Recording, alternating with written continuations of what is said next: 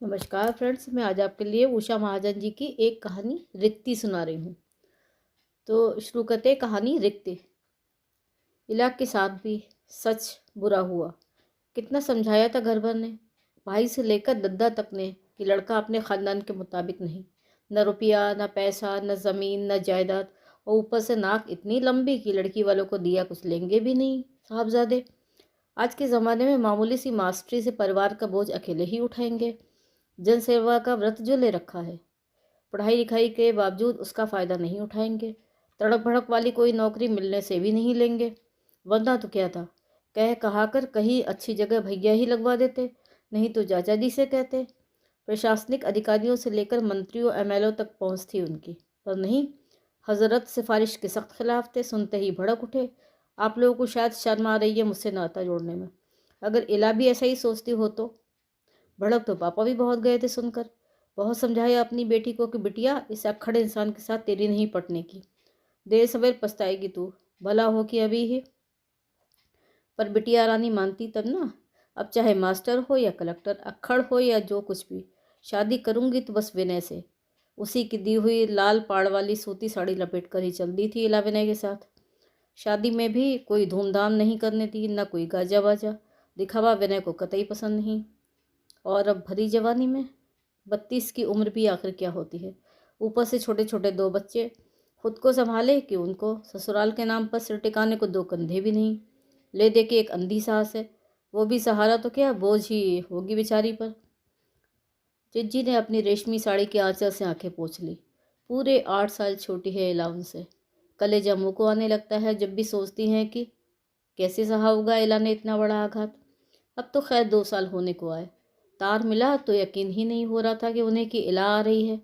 कितनी बार बुलाया, हर बार किसी न किसी बहाने को लेकर इंतजार, इनकार। अब चलो भांजी की शादी पर तो आ ही रही है, शुक्र है। विनय के हादसे के बाद पहली बार मिलेंगी वे उससे। विनय की गुजरने की खबर मिली थी तो जैसे आसमान से ही गिरी थी। बिलक बिलक कर कई दिन तक अनहोशी की ही हालत में गुजारे थे उन्होंने। पर ऐसे मौके पर भी इला को सांत्वना देने तक नहीं जा पाई थी। इधर सास भी उनकी बेहद बीमार चल रही थी। मरने जीने का दांव लगा था।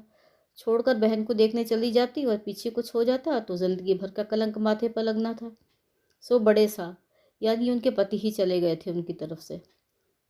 व्यवसाय की व्यस्तता के बावजूद बड़े शाह ने 3-4 दिन का वक्त निकाल ही लिया था।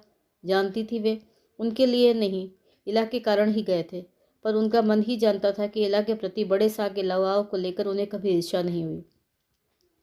बल्कि सच कहें तो कभी कभी उनके जी में अजीबोगरीब ख्याल भी आते हैं कि क्यों न इला के कष्टों को वे अपने ऊपर ले लें।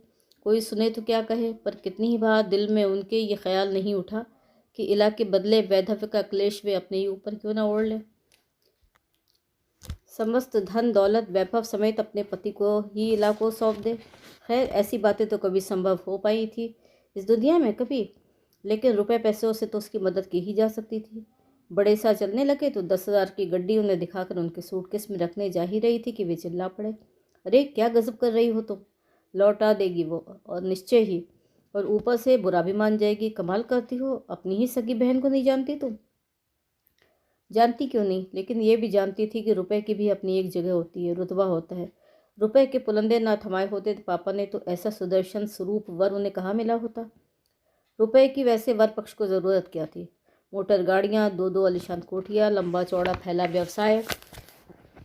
पर शादी ब्याह के मौक़ों पर कुछ इज्जत आबरू का भी ख्याल करना पड़ता है।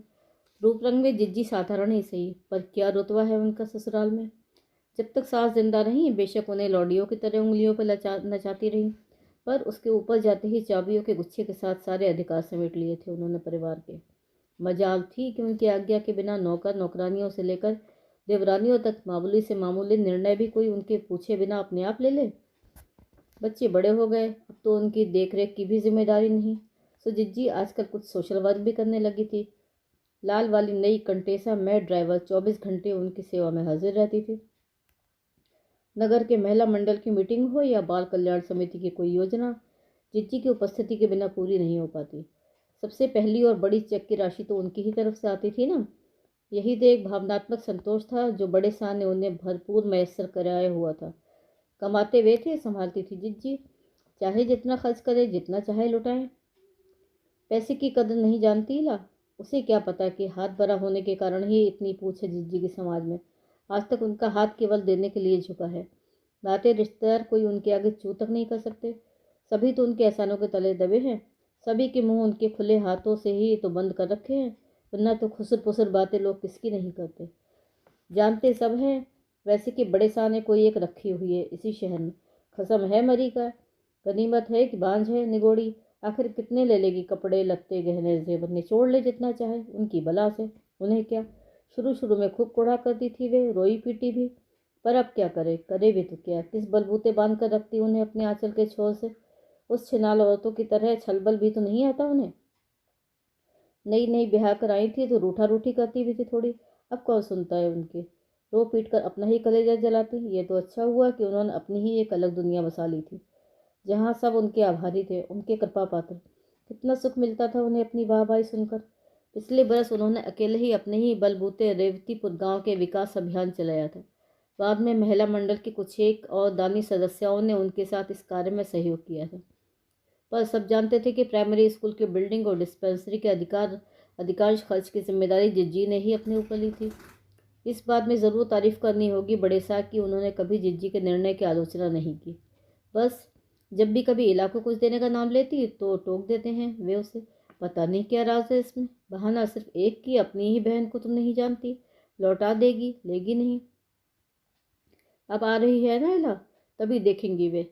बुलाते वक्त दिल तो धकधकाया था उनका। बेचारी सुनी मांग से कैसे देखेगी उनकी यहाँ बारात उड़ते शहनाइयाँ बजते। पर उन्होंने ही सारा कार्यक्रम तय कर रखा था। उदास नहीं होने देंगी इला को। पहले तो उसे पास बिठाकर अच्छी तरह समझाएंगी, मान जाएगी तो वापस लौटने ही कहाँ देंगी वे उसे। पढ़ी लिखी है, वहाँ बच्चों स्कूल के बच्चों को पढ़ाती है, मुआ एक रस का। यहाँ अपने ही व्यवसाय में हिस्सा बटाएगी तो क्या बुरा। उन्हें अपने ऊपर ग्लानि हो आई। वहाँ अपनी ही छोटी सगी बहन पैसे पैसे को तरसती और यहाँ वे ऐशो आराम सुख सुविधा को गले गले भोगती। उनकी आंखों के आगे परंपरागत विधवाओं की आकृतियाँ घूमने लगी। सफ़ेद साड़ी, सूना माथा, कृष्काय होती काया, इच्छाहीन फीकी आंखें। वे बरबस ही काँप उठे। नहीं, इला के साथ वे ऐसा नहीं होने देंगी। महिला मंडल की तरफ से उन्होंने अनेक बेसहारा औरतों के उद्धार के लिए बेशुमार काम किए थे। पिछले दंगों में हुई तमाम विधवाओं के पुनर्वास के लिए किए गए उनके प्रयासों को कौन नकार सकता था। पुरानी कोठी के पिछवाड़े आंगन में इन औरतों को लेकर उन्होंने अच्छी खासी कार्यशाला खोल रखी थी। सिलाई कढ़ाई की। खुश थी बेचारी, पेट पालने का सहारा तो मिला। उनमें से कितनी को तो पुनर्विवाह के लिए भी मदद की थी उन्होंने। रह रह कर यही बात इला के लिए भी सोचने लगता था उनका मन। दूर किया जाना था, उनका अपना ही चचेरा देवर कुंवारा बैठा था अभी तक। राजनीति की ऐसी धुन लगी लल्ला को कि शादी ब्याह के चक्कर में फंसने का मौका ही नहीं मिला। अब चारों खाने चित्त बैठा था कई वर्षों से। पिछले चुनाव में अपनी पार्टी का टिकट ही नहीं मिला, इस बार लड़ने का जी ही नहीं किया। अब तो थोड़ा बहुत बड़े सा के साथी परिवार के व्यवसाय में हाथ बटा दिया तो दिया, नहीं तो दिन हो कि रात बोतल चढ़ाई और सो रहे। वैसे लल्ला जी से जिज्जी को अपार स्नेह है, दिल के बेहद भले जो ठहरे। बस इला किसी तरह मान जाए तो दोनों का जीवन संवर जाए। जिज्जी के लिए पल पल भारी पड़ रहा था। इला को देखते ही वे गले लगा लेंगी। उनकी आंखों से बरबसी आंसू उमड़ पड़े। इला उनके कंधे पर सिर रखते ही फूट फूट कर रो पड़ेगी। तब वे उसके केशों को सहलाते हुए उसे भीतर ले आएंगी और फिर मौका पाते ही वो दिन भी आ पहुंचा। इला और बच्चों को लेने गई कंटेसा स्टेशन से लौटा आई थी।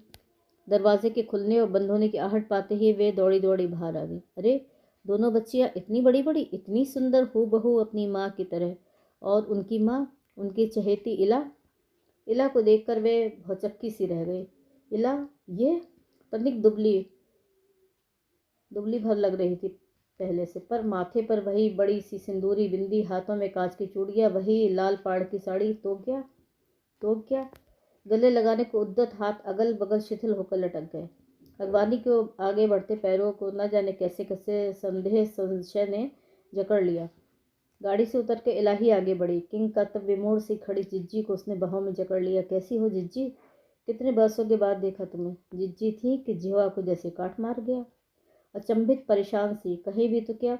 जैसे तैसे उनके मुंह से तो बस इतना ही निकला, हाँ। छोटा सा अटैची केस और बेत की टोकरी गोपाल पहले ही भीतर ले गया था। चाय के लिए कहने की भी ज़रूरत नहीं पड़ी। दोनों बहनें भीतर जाकर जिज्जी के कमरे में पलंग पर बैठी ही थी कि तिपाही सामने सरका कर नौकरानी चाय की ट्रे रख गई। इतना भी धीरज कहाँ था जिज्जी में कि इला को नहा धो लेने देती। पियो न चाय? हाँ जिज्जी। सोच रही थी कि विनय का नाम ले या नहीं, और पूछे तो कैसे पूछे। आखिर ये क्या किया इला ने, उन्हें बिना बताए ही, किसी को खबर किए बगैर ही। माथे पर वही बिंदी, मांग में सिंदूर और वही लाल पाड़ वाली साड़ी, तो क्या विनय के ही किसी मित्र से? इला, हम तुम्हारे क्या कुछ नहीं होते? क्यों जिज्जी?